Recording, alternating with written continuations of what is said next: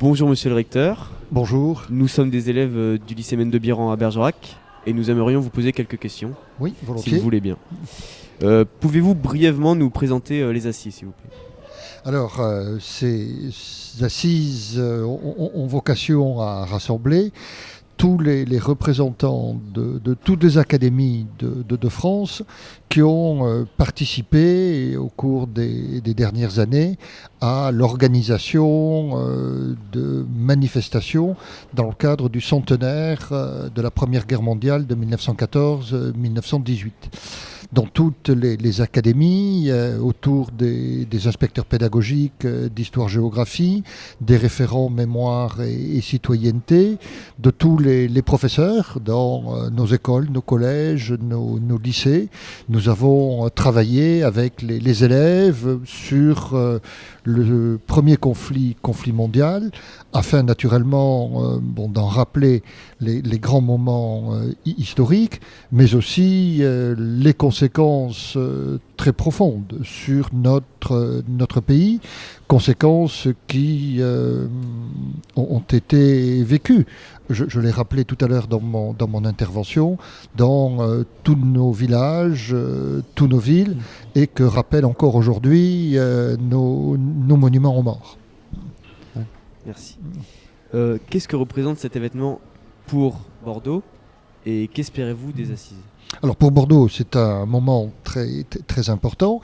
D'abord, c'est pour moi, recteur de l'académie, bien évidemment, l'occasion de mettre en valeur tout ce qui a été fait dans tous les établissements scolaires de l'académie et d'exprimer ma gratitude aux équipes pédagogiques qui se sont mobilisées. J'ai encore en mémoire, naturellement, un certain nombre d'événements organisés avec des élèves, beaucoup de belles et jolies choses, des participations aux cérémonies du 11 novembre au Monument aux Morts, ici à Bordeaux, qui ont permis de faire vivre cette commémoration. Et pour l'Académie de Bordeaux, qui est ce qu'on appelle une académie de l'arrière, qui n'a pas connu les combats, le conflit, qui a sans doute moins souffert que les académies du Nord et de l'Est de la France. C'est aussi l'occasion de rappeler que, bien qu'elle ait été à l'arrière, elle a été fortement mise à contribution par ce conflit mondial et que tous nos élèves ont sans doute des arrière-grands-parents qui ont combattu, qui ont peut-être donné leur vie. Et donc ça représente aussi quelque chose pour tous les élèves aquitains. Merci. D'accord. Alors bonjour monsieur le recteur.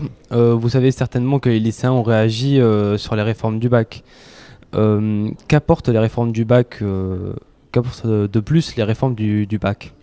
Alors c'est une réforme très importante qui a été conçue à l'issue d'une très importante consultation, d'une très grande concertation, qui a d'ailleurs permis à des milliers de lycéens de participer, de faire connaître leur point de vue, d'exprimer leurs attentes et leurs demandes. Et parmi celles-ci, il y avait une demande qui était de mettre fin à la spécialisation des séries et à des enseignements imposés selon la série choisie. Série qui était aussi, je crois que nous pouvons tous le constater, un peu hiérarchisée entre la série S qui accueillait tous les élèves se destinant aux études scientifiques, mais pas seulement, et les autres séries. Donc le choix a été fait de mettre fin à cette rigidité et de permettre aux lycéens de construire eux-mêmes leur propre parcours à partir d'une offre très, très riche d'enseignements de spécialité qui leur permettent de choisir à la fois des enseignements avec lesquels ils se sentent plus à l'aise.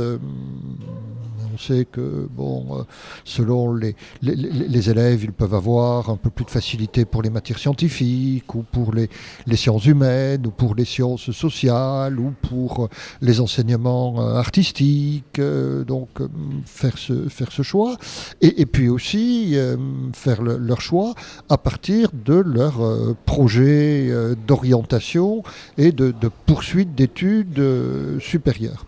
Et on se retrouve donc aujourd'hui avec une architecture des enseignements qui comprend un tronc commun, parce qu'il est nécessaire que tous les élèves possèdent le même socle de connaissances et de compétences fondamentales.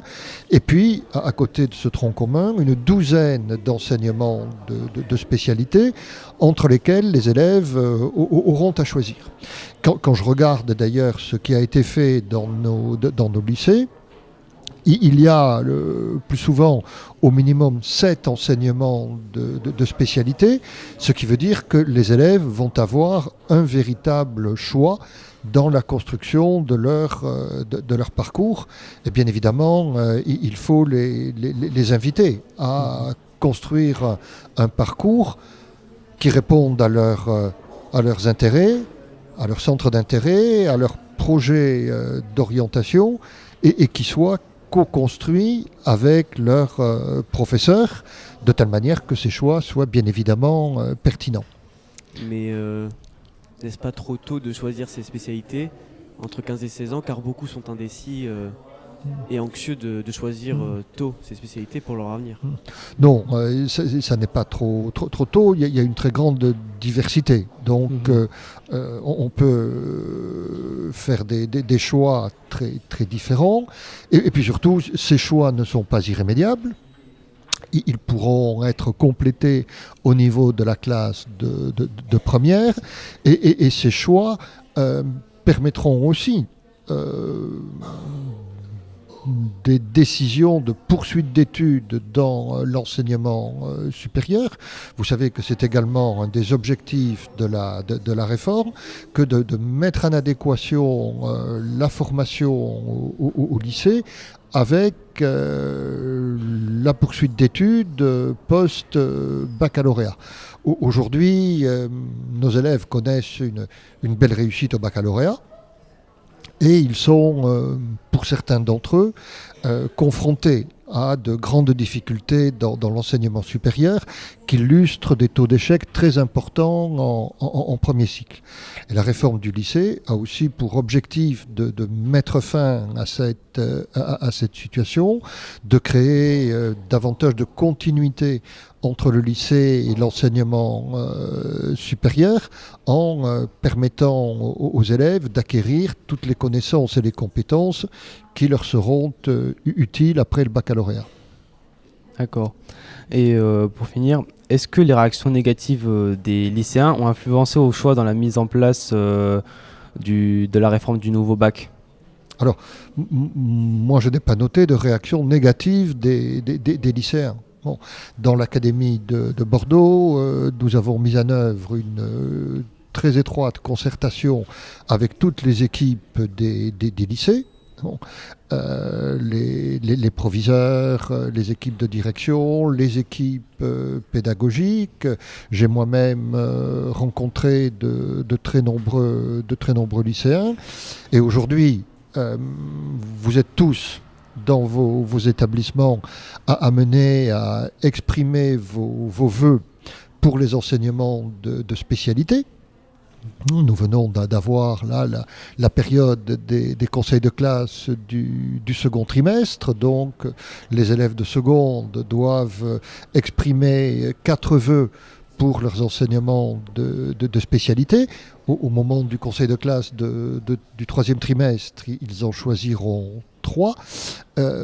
C'est une procédure qui suit normalement son cours, qui se passe bien. Les élèves bénéficient des conseils, de l'accompagnement des professeurs principaux, des équipes pédagogiques, de toutes les disciplines.